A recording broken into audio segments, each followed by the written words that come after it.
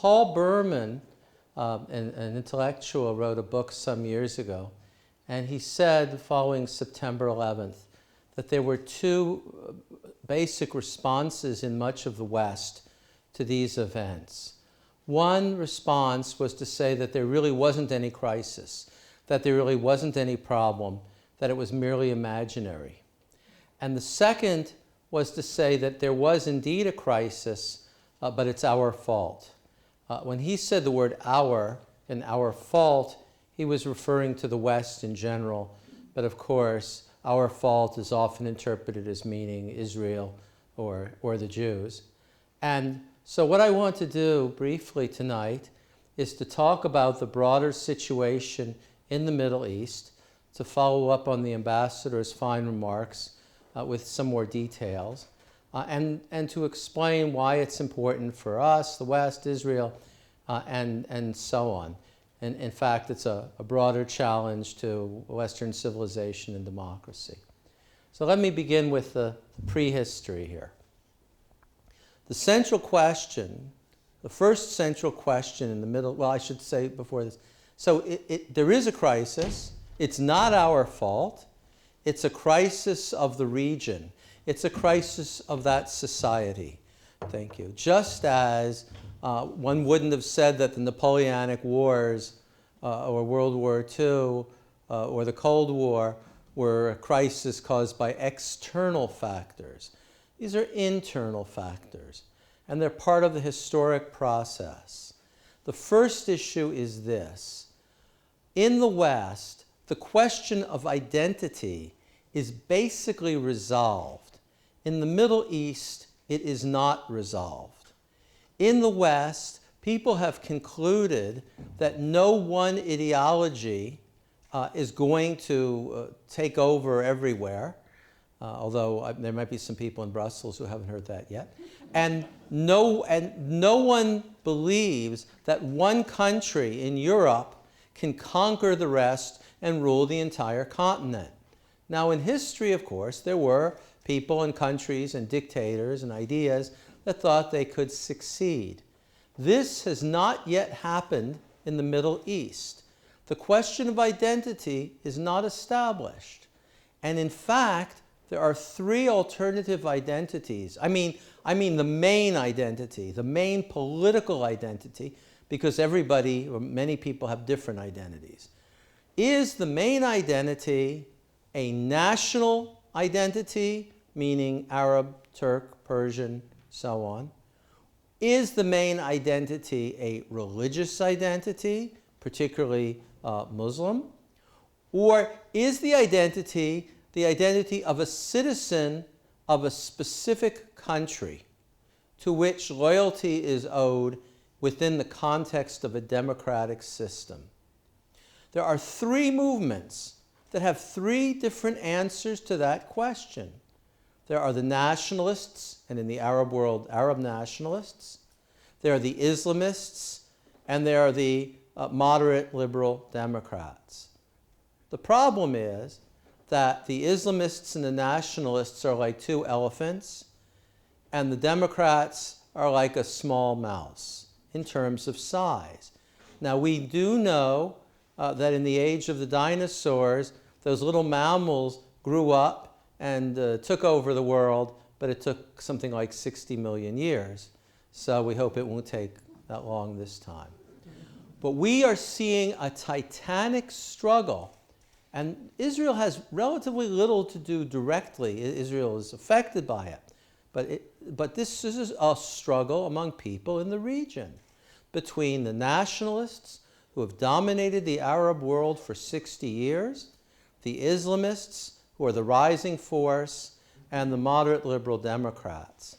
One of the problems is that people in the West, because of the West's history, and increasingly East Asia has passed through this, believe that democracy and moderation and equality for women and tolerance and all of these things are natural and will inevitably triumph. Well, maybe they are, but how long will they take to triumph? And in the current period, they probably will not triumph. So the first question is, what identity? The second question is, why are we behind? Why is it that not only has the West surpassed the Muslim majority world in the Middle East, but so has East Asia, and in many respects, South America has also done so? What are the people doing wrong, and what is the solution? So there are three answers. The nationalist, the Arab nationalist answer is that that the people should continue to hit their heads against a stone wall.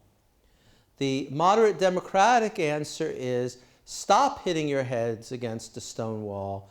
Learn what is the basis of the success of the West and now the success of East Asia, even China in many respects, and other places, and stop hitting your head against a stone wall.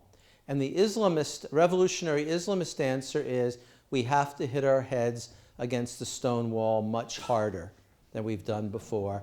And if we do, the stone wall will crack and not our heads. That's funny, but the tragedy may be that this may be the idea that's going to dominate the Middle East over the next 20, 30, 40, or 50 years. Now, let's turn to the recent history of the region. Before the Arab Spring, there were three major developments. The first of those was, I'll say four major developments. The first of those was the Iranian Revolution. We might think the Iranian Revolution as parallel to the Bolshevik Revolution in the West, that it seemed to say that a certain ideology and system worked and could be copied. And so Iran became a radical Islamist state whose goal was to gain imperial control over the entire Middle East, and at times, some of the people think, over the entire world. The second event, which was much quieter, was what happened in Turkey. Turkey had been a secular republic with various safeguards. The Turks had done very well. They had developed quickly. They had not been involved in any wars. With whatever its shortcomings, it was a success. But with the coming to power of the AK Party, you got people who were Islamists. They pretended to be a center-right party. They pretended to be moderate. But in fact, they were simply Islamists following a more clever strategy. And they succeeded very well. And they have dominated Turkey. I mean, if you include the latest election, they'll certainly dominate Turkey for at least 10 years and perhaps much longer. The government systematically worked to take over or destroy every institution in the country. There are more journalists in jail in Turkey today than in any other country in the world. When I criticized the government in a column I had in the Turkish newspaper, the column was canceled within 1 hour. Not because they supported the regime, because they were frightened of the regime. A friend of mine recalls how they have someone to come and help out with their children. He said, well, she's not the least bit religious, but she can't walk through her neighborhood without wearing a turban and covering up, because otherwise she'd be physically attacked. And this is in Istanbul, a city which prides itself on being a very Western and historically secular city. Finally, the Turkish regime in the last month or so has broken the armed forces, the last institution that stood in its way. And we've seen the acceleration of the radicalism of the regime. We've known about this for years. In fact, if you go to WikiLeaks, you can see a conversation that the Israeli ambassador to Turkey had with an American diplomat about 5 years ago. And he said, of course we know that these people are Islamists and they hate us. It's not due to the flotilla. It's not due to the operation in Gaza. It's due to the ideology of this regime, which has become more and more outspoken and hostile, and which supports Hamas, Hezbollah, Iran, and now trying to get along with the Muslim Brotherhood. So that means that the point when the Arab Spring began, the two main non-Muslim majority countries in the region, Turkey and Iran had already become revolutionary Islamist regimes. And that was the framework where this began. Now, people may wonder, where does the term Arab Spring come from? And the term Arab Spring comes from the Beirut Spring. The Beirut Spring refers to the massive demonstrations in Beirut against Syrian control of the country after the assassination of one of the leader, basically, of the Sunni Muslims and the most important political leader in the country by the Syrians. It's estimated that as many as 1 million people demonstrated in Beirut. Well, Lebanon has a population of about 3.5 million people.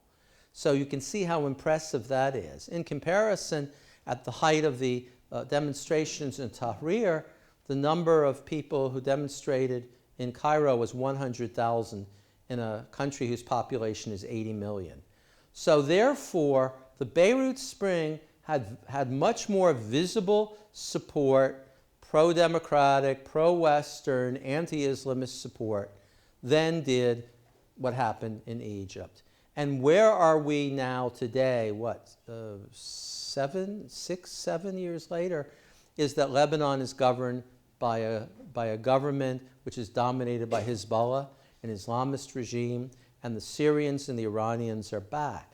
So people don't realize when they use the phrase Arab Spring, they're referring to a previous event which began with much more of a base of support, with a much higher number of moderates than we've seen in Egypt, for example, and yet has ended with a repressive Islamist regime.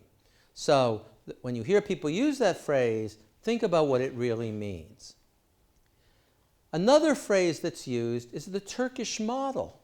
And you even hear Western leaders who say, oh, well, we hope that the Arab world follows the Turkish model. But what's the Turkish model?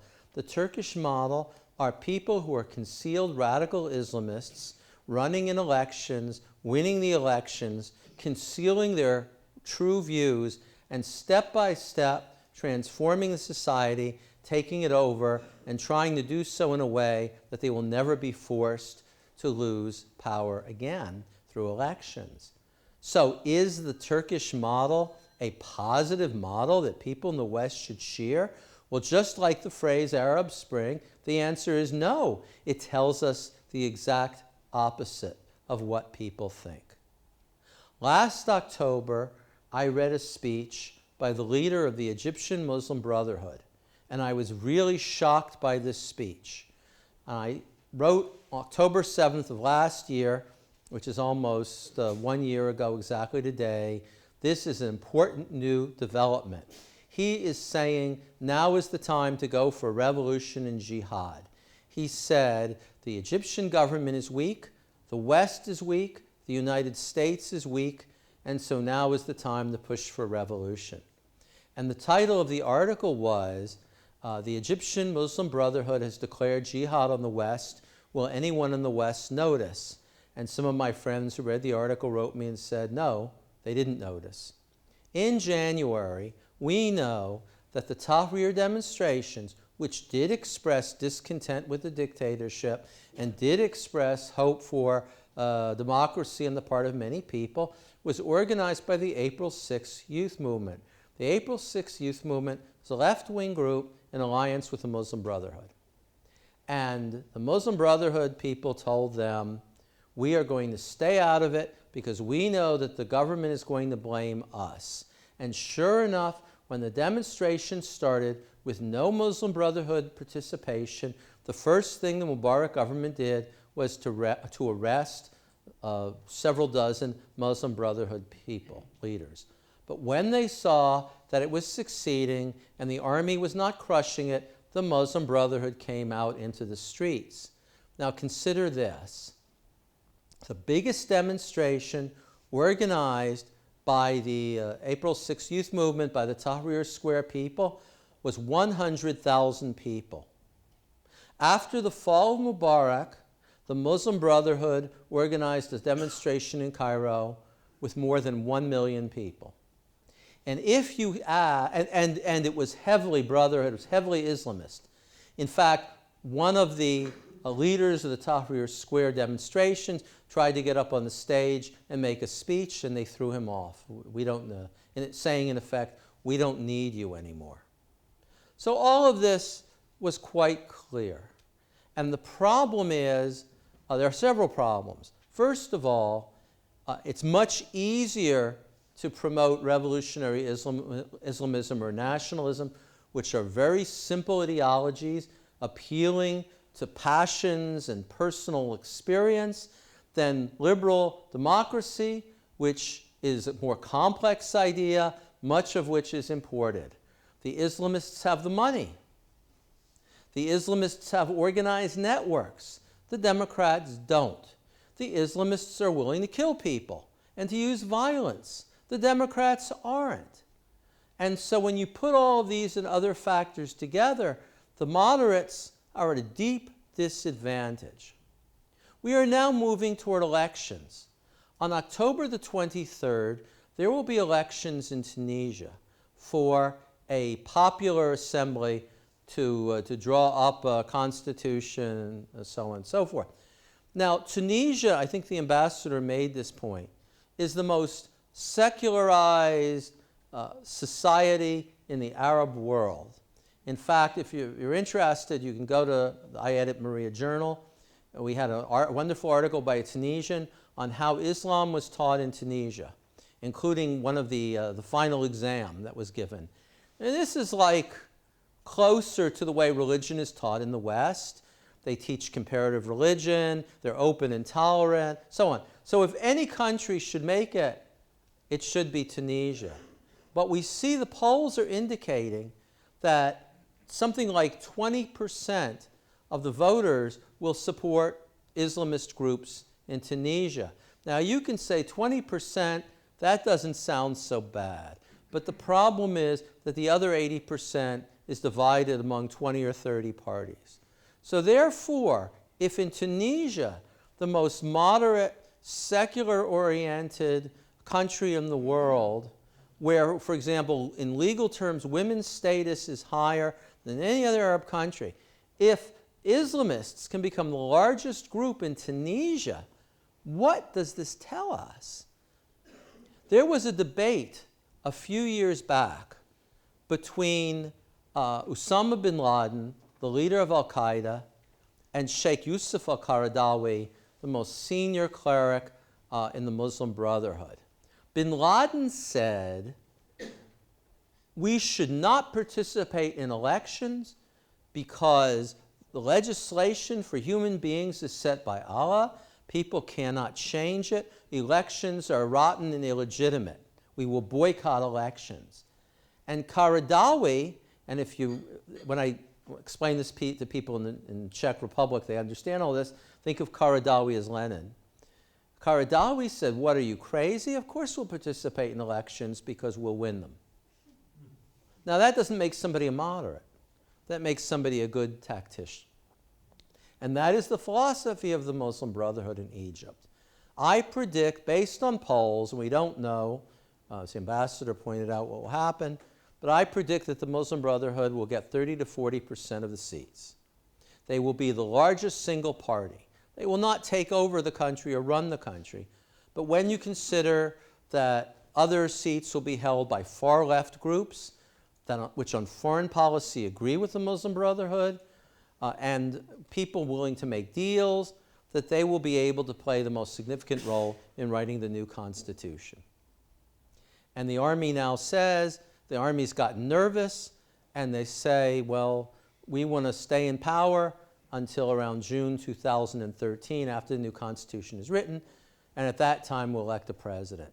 So as long as the army is in power, they will keep a certain limit on things, but when they leave power, we can predict that this is going to be a radical regime. I'll come back to Egypt in a second, but first I want to say, the fact that Iran, more recently Turkey, and now Egypt, and Lebanon, and the Gaza Strip have all gone to come under the power of revolutionary Islamist groups some of which openly talk about committing genocide against the Jewish people, that openly talk of their hatred of the West, that openly organize or support terrorism. This is terrible shock. This is a disaster for Western and European interests. And yet, if you look in the media, and by the way, I think everything I've said to you so far is easily demonstrable. It's quite factual. Nothing I've said so far should be the least bit controversial. But try to stand up and say it in a university in the Netherlands or elsewhere. Try to get it into the media in the Netherlands or elsewhere, and people are shocked because it's this denial, but it's a very dangerous denial. Let me say a little more about Egypt here. That one problem in Egypt is the Christian minority, the Copts, who are approximately 10% of the population. That means we're talking about the population of the Netherlands is 14 million people, is that right? 16, sorry. All right, so we're talking about more than 8 million people. We're talking about population, half that of this entire country. And what can these people look to for what's happening? A few days ago, a church was burned down, and when there was a demonstration to protest it, at least 25 Christians were killed, many of them by the army. No one will be arrested, no one will be punished. One church after another is being torched. Half the Christians, we estimate, half the Christians in Iraq have left, and the survival of the rest is tenuous. The entire population of Christians of the Gaza Strip is left.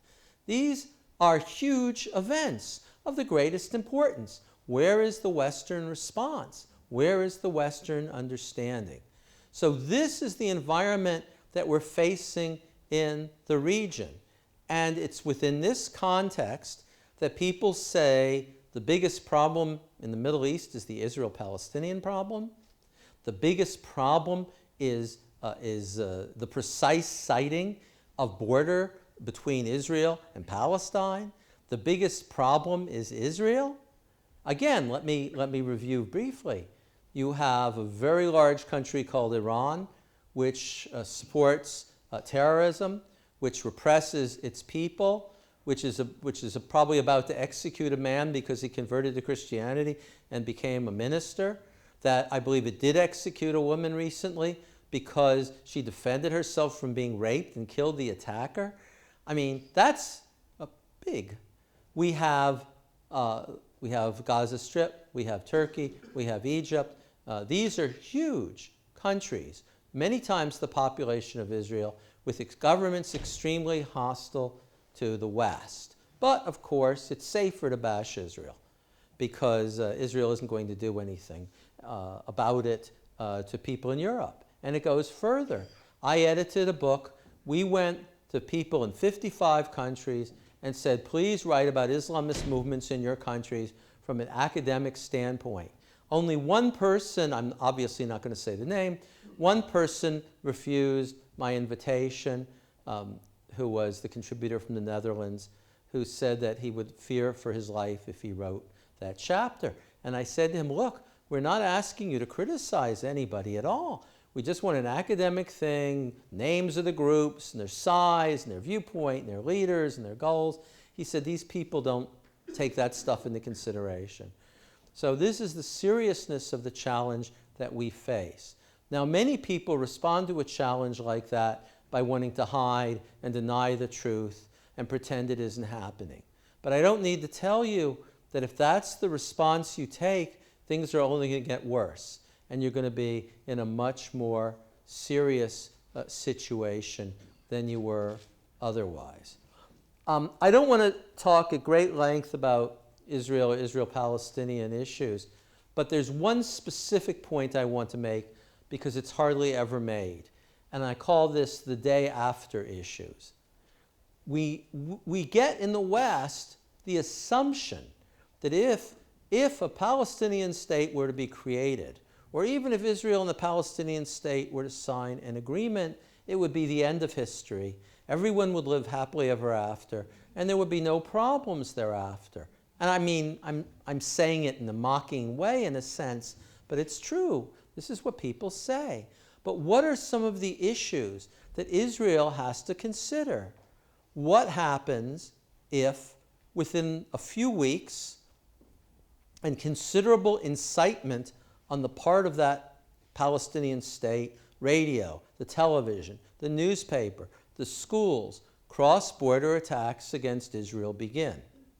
And they say, we can't stop them, we can't find the people who are doing it, we're really sorry, but they're just doing this and we have no idea who it is. When of course they know who the people are. How can Israel defend itself? If Israel retaliates, Palestine will go to the UN and file under Article 51 that Israel is an aggressor and ask the General Assembly for sanctions against Israel. And it's something that could happen. And therefore, if that were to happen, it's almost certain that Israel would face a much worse and extremely dangerous strategic situation. Second, what would stop that state from, especially if it's declared at the UN unilaterally, from importing weapons, including anti-aircraft missiles, from other countries, asking advisors from Syria or Iran or Egypt or anywhere else? What basis would Israel have to block it? Who would support Israel in blocking it? And thirdly of all, what would happen when that government, as is inevitable, is replaced by another government, either by elections? By the way, remember, the Palestinian Authority government is not elected now. They just canceled the elections because they knew they wouldn't. They feared they wouldn't win them. So what happens when a new government comes to power? Or what happens if Hamas or a Hamas radical Fatah coalition take over and say, well, we didn't sign this agreement, we're not responsible for it, so therefore we're tearing it up. This is what we're seeing happen in Egypt. Now that's an example of the kind of thing that you'll never hear on television or radio or media or the classroom. And yet it's the most obvious fact. And if people can respond to what I say, then let them respond. But I sure know that I can respond effectively to what they say. And the reason they have to censor us out and intimidate people is precisely because their arguments are so weak. What should be done about this very difficult and dangerous situation? And there is a very specific policy response that's available. And it's this, that those who oppose revolutionary Islamism and repression and the stoning of women and the execution of people because they want to change their religion and all of those things work together in whatever way is possible. That is, and it should happen under U.S. leadership, and that raises other problems because of the state of U.S. policy right now. But the North America and Europe and Israel and those Arab states that do not want to be taken over by revolutionary Islamism, and I can provide you a list if you like, and the democratic oppositions in places like Turkey and Lebanon and Iran, but real moderate Democrats, not people who are just pretending to be for a few minutes, need to work together. This is the formula that was necessary against fascism in the 1930s and 40s. It was the formula necessary against communism during the Cold War. It's the same basic formula that's necessary today. Is this somehow some kind of horrible colonial, imperialist, racist, Islamophobic enterprise? No, not at all. Because the most immediate and main victims of this dictatorship, of these revolutions, are Muslims. In every country where it has, where it's taken over, or whether it's sponsoring terrorism throughout the Middle East and into Asia as well. These people are the victim, and many of them, hundreds of thousands, millions, tens of millions of these people do not want to live under revolutionary Islamist dictatorships. So talk to those people. And to pretend that you're pro-Palestinian because you support a regime and a movement and a leadership that wants to fight on for 50 or 80 years and sacrifice thousands of lives rather than be flexible and negotiate a two-state solution now, that's not being pro-Palestinian. Supporting dictatorships that are very repressive and murderous is not being pro-Muslim or pro-Arab, any more than supporting Stalinism would make you pro-Russian people, or supporting Nazism would make you pro the German people. We have to challenge and break these illusions and lies. Now, this is an extremely difficult task, but it's a task that we have no choice but to engage in. And we do have some things on our side. One thing is our enemies, because they will push too hard. They will demand too much. They will turn to violence and repression and hate too quickly, to the point where it is impossible to conceal. And if people put their heads under the ground like ostriches supposedly do, then they will tunnel under that ground and put right in their face the nature of those regimes and movements and ideologies. And another thing we have in our favor is that most important of all allies, reality. Because it will become increasingly visible that this system does not work, its true nature cannot be concealed.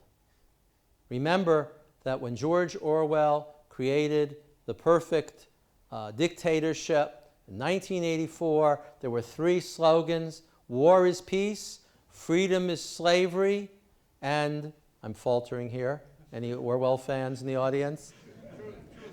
Thank you, and truth is lies. Well, that sounds pretty much like what we're dealing with today. So that's the situation. It's difficult. We must start by facing it. Now, people then hear what I've said, and I usually don't put in some of the more positive things I did at the end, and they say to me, well, you're a very pessimistic person. And I say, no, not at all. I'm not pessimistic for a number of reasons. We've been through this twice before, as I pointed out earlier, in living memory. And in the end, West, democracy, freedom won against fascism, against Nazism. But in addition to that, I am a great believer in Israel. As you know, we've just ended the Jewish year, and every year there's a major poll conducted which is released on the New Year's Day. This year the poll was as follows: do you believe that Israel, among Israelis, do you believe Israel is a good place to live? 88% said yes. Do you believe that there will be peace soon? 65% said no. So this is people deal with that, will deal with the difficulty of the task, and are willing to face the task and know that to survive we must be realistic. And the ambassador made some of these references to give a more, that's all water under the bridge.